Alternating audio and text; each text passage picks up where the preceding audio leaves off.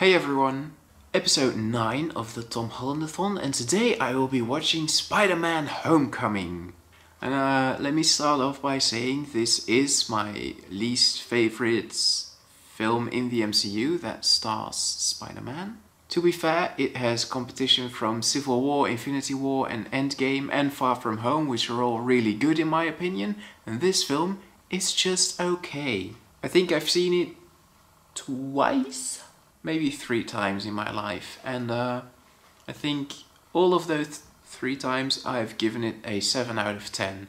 So that should give us an idea of what we're going to watch.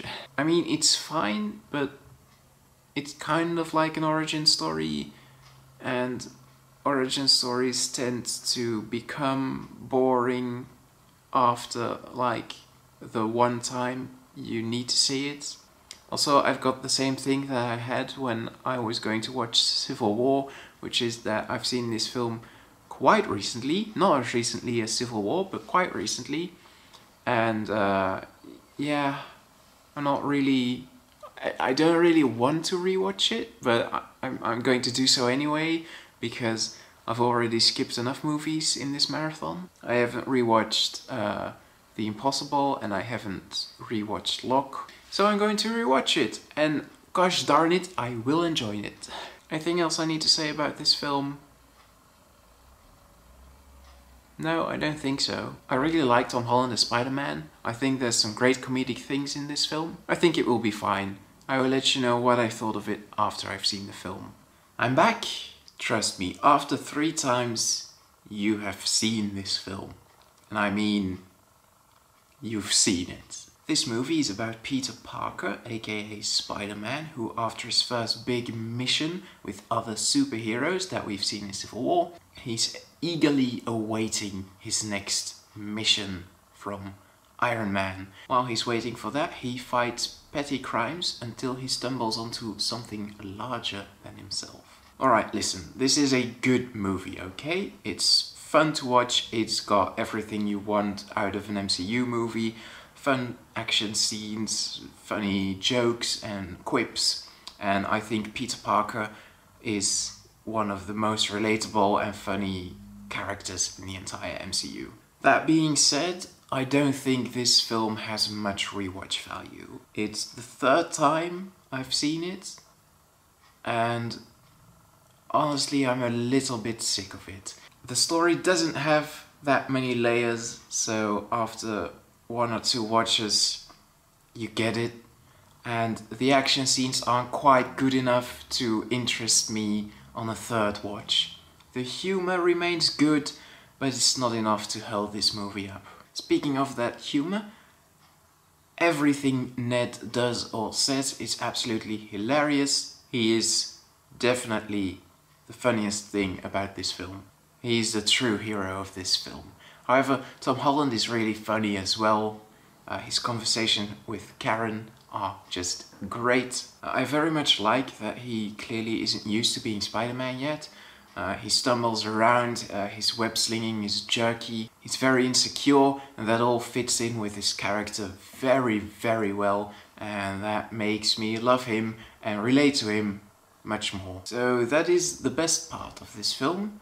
The worst part, in my opinion, is the music. Look, the music isn't bad, okay? Actually, it's quite good. In fact, the music is distinctive from the rest of the MCU. I think most of the Marvel films have a bland theme that you forget almost immediately after you've seen it, but I think Spider-Man doesn't. I can hum it right now. However, that theme, the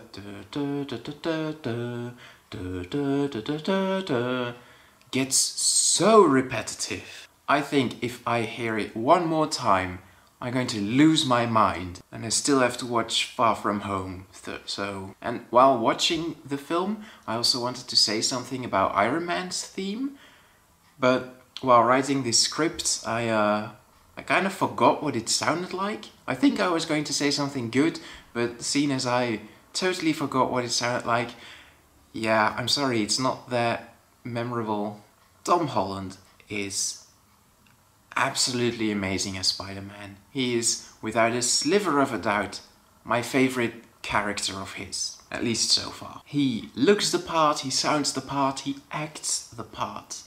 And people like to fight over who is the best actor for Spider-Man, and yeah, I'm gonna have to say, sorry, hands down, this is not even a discussion for me. Tom Holland is Spider-Man. Alright, over to the age graph then. Peter Parker himself said that he is 15 in this film, so that's easy enough. That's a bit younger than the last time we heard his age, and in real life he was 21 when this movie came out.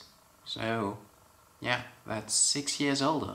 And 15 seems to be his most popular age so far, but that might also be because, well, this is a different movie than Civil War. He plays the same character within like the same year, so it's kind of cheating, but not really. I don't actually remember how old Spider-Man was in Infinity War. He has to be quite a bit older, right? Is Infinity War set in 2019? I don't know. We'll find out when we watch Infinity War.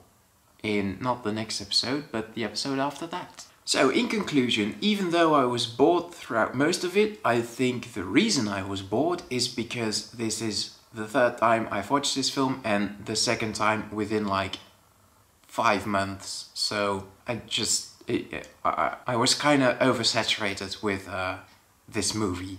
I don't think it's good enough for 3 rewatches, but I think it's still a good movie that you'll enjoy watching if it's the first time you watch it. And that is the reason I'm going to give it a 7 out of 10, because it is a good movie. I can't argue that. And it wouldn't be fair for me to give it a bad score just because I felt oversaturated. Next episode, I'm going to watch The Current War. So do join me for that, and I will see you then. Goodbye.